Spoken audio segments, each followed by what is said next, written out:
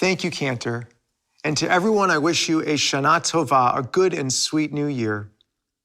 In our prayers, we call Rosh Hashanah the birthday of the world. Yet as nearly everyone on the planet battles with coronavirus, another verse from our liturgy seems more apt. Who shall live and who shall die? In Hebrew, mi yichyeh u'mi yamut. On this holy day, we continue to face this unprecedented challenge.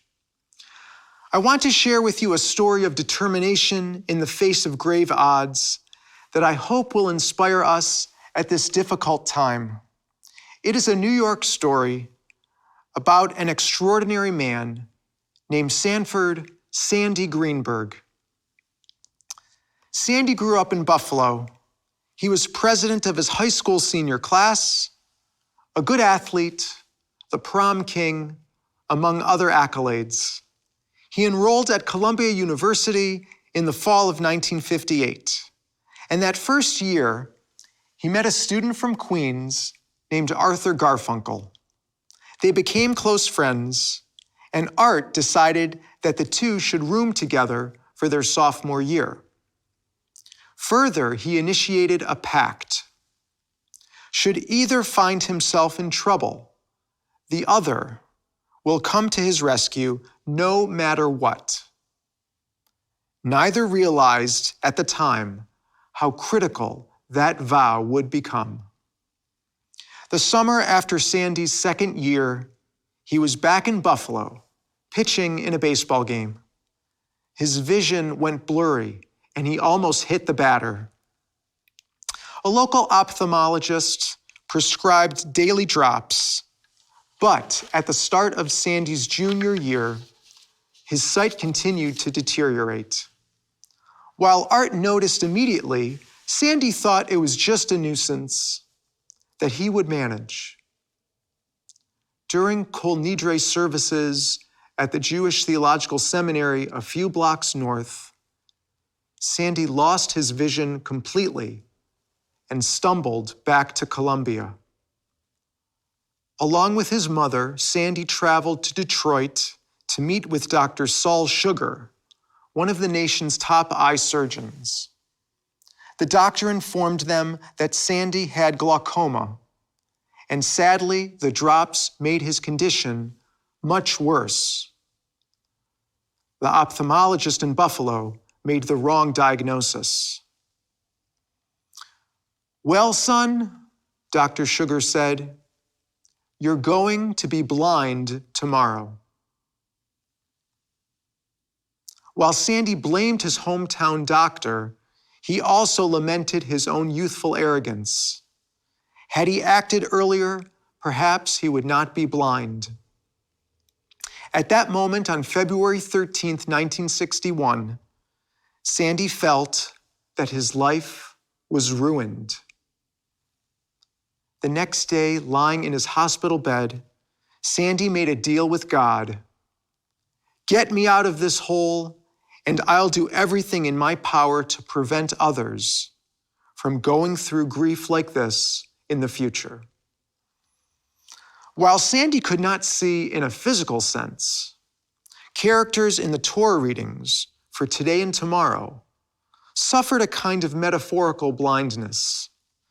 After a heated family argument, Abraham and Sarah banished Abraham's concubine Hagar and their son Yishmael. Mother and son wandered aimlessly. They ran out of provisions and they grew faint. Distraught, Hagar left Yishmael under a bush, and she wept, unable to watch her child die. An angel spoke kindly to Hagar, opened her eyes, and she saw a well, and she saved her son's life. So too Abraham thought God told him to sacrifice his other son Isaac on Mount Moriah. Holding the knife above Isaac's bound body, he heard an angel implore him to stop. The patriarch looked up and saw a ram and sacrificed it instead of his child. Both Hagar and Abraham were in stressful situations, and both benefited from divine intervention. The angels broadened the human's narrow vision, revealing new problem-solving strategies. After surgery, Sandy returned to Buffalo and fell into a deep funk. Like our biblical heroes, he too would benefit from a guardian angel.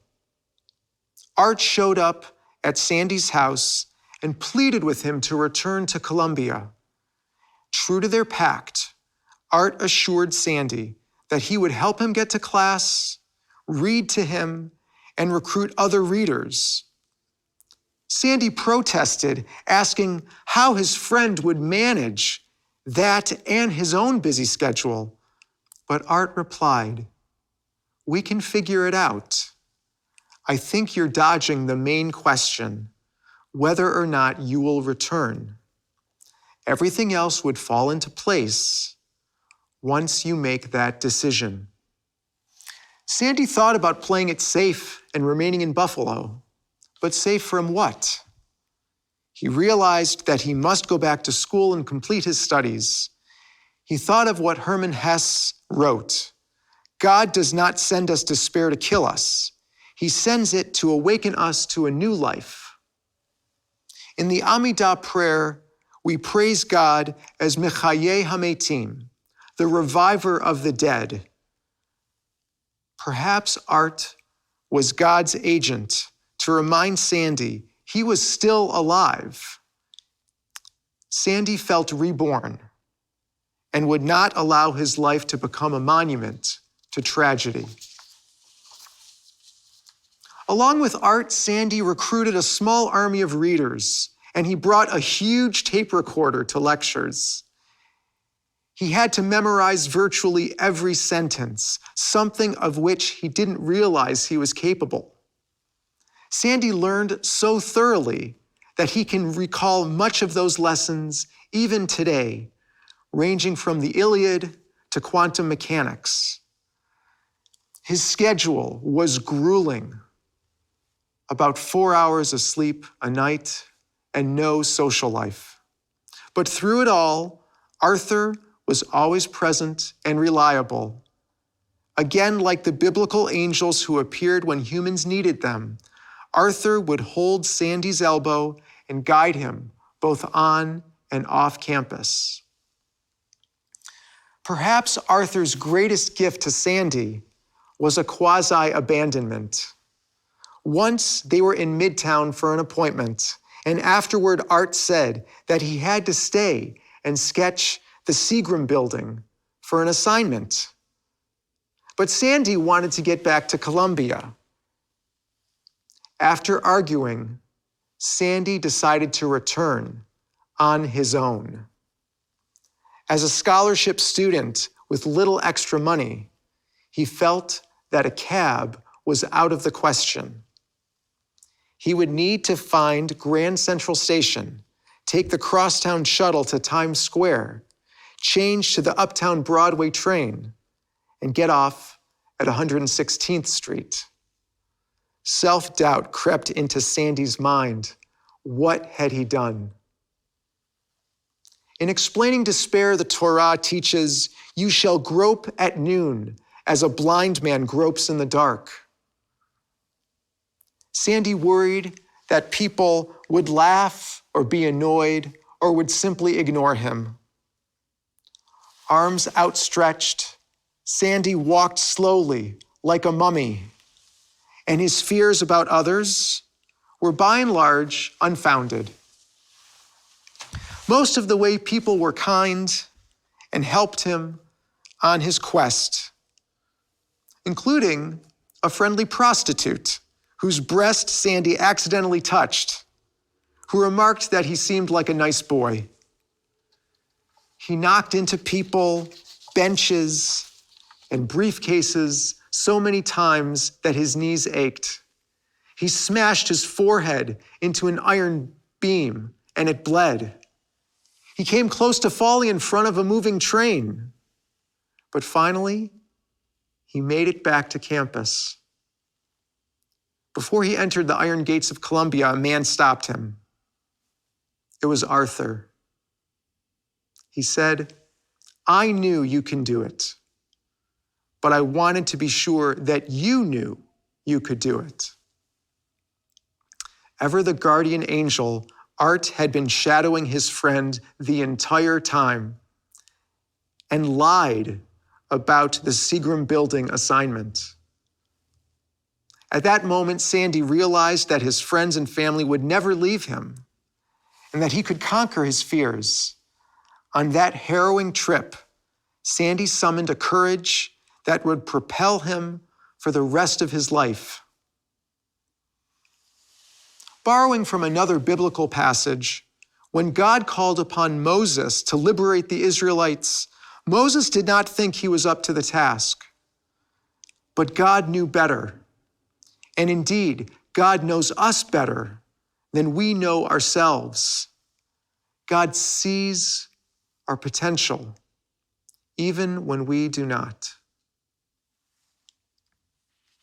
Sandy graduated Phi Beta Kappa and married Sue, his high school sweetheart. Together, they went to Harvard, where Sandy earned a PhD. He studied at Oxford and served as a White House Fellow. Sandy had multiple successful technology businesses and even invented the compressed speech machine that records texts in less time than ordinary speech. He even was able to help his guardian angel. Arthur was in architecture school and he hated it. He and his friend Paul wanted to pursue a music career, but they needed $400 to get started. That was the equivalent of $3,500 today. And it was almost all that Sandy and Sue had at the time. But Sandy gave Art the money, thinking it was the very least that he could do for his friend. So thanks in part to that gift, we still enjoy the music of Simon and Garfunkel. And that's why Sandy titled his book, "Hello, Darkness, My Old Friend." In looking back on his life, Sandy practiced the Jewish value hakarat hatov, emphasizing the positive. Sandy doesn't, he can't, judge people by their appearance. As the adage goes, what is essential in a person is invisible to the eye. Sandy made deep friendships with his readers, other students, business colleagues, and more. He has a vivid imagination, which helps him see life from other people's perspectives. A sense of urgency propelled him to accomplish more than he might have otherwise. And citing Schopenhauer, who said, "Every man takes the limit of his own field of vision for the limits of the world," Sandy wrote, "With no visual sensations to compete with and anchor my thoughts, I don't have the same sense of boundaries shared by people impaired with sight." The Zohar, a mystical commentary on the Torah, noted that the light created on day one of creation could not have been optical because the sun and the moon and the stars were not created until day 4. So what was it? The Zohar teaches that on the first day of creation, the light created was the light of consciousness, of awareness. Sandy is blind, but he lives a rich life in his mind. He wrote, "Learning gives me a sensation of adding light to the darkness. It's only a metaphor. There are no actual flashes. But I do sometimes have a sense of a burst of light." Given all this, Sandy considers himself the luckiest man in the world. Sandy chose to shed his initial anger because he realized it was diminishing his divinity. Every day, he stands in front of a window and he says, Shechianu, to thank God for blessing him. Sandy never forgot the vow he uttered in that Detroit hospital to end blindness, which he called his Tikkun Olam moment.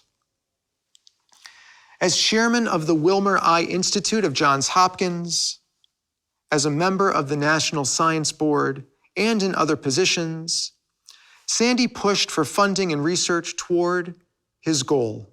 Perhaps most significantly, in October of 2012, he established the End Blindness by 2020 Prize. A ceremony is scheduled for December 14th of this year, with $3 million to be awarded. Sandy believes that blindness, like other maladies, are subversions of God's intent. Indeed, our tradition teaches that the process of creation did not end after 6 days, but rather it is ongoing, and we must partner with God to complete it. Sandy's Tikkun Olam, repairing the world, is in this spirit. On New Year's Eve of the year 2000, I was honored to officiate at Paul Greenberg's wedding, Sandy and Sue's son. I taught an Introduction to Judaism class, and Paul and his fiancée Jessica were among the students. Of course, Art was there, and he sang during the ceremony and performed Bridge Over Troubled Waters for the couple's first dance. I met Sandy briefly that night, but I didn't know his story then. Reading his memoir now, 20 years later, is truly inspiring. Sandy Greenberg embodies the words of the psalmist, "Light is sown for the righteous and joy for the upright." He could not see in a conventional sense. His life is full of light. May his example inspire us, especially at this challenging time, to summon our inner strength, to lean on family and on friends, and to do Tikkun Olam. On behalf of my wife, Natalie, and my children, Gabe, Emma, and Danny, I wish all of us a Shana Tovah, a good and sweet new year.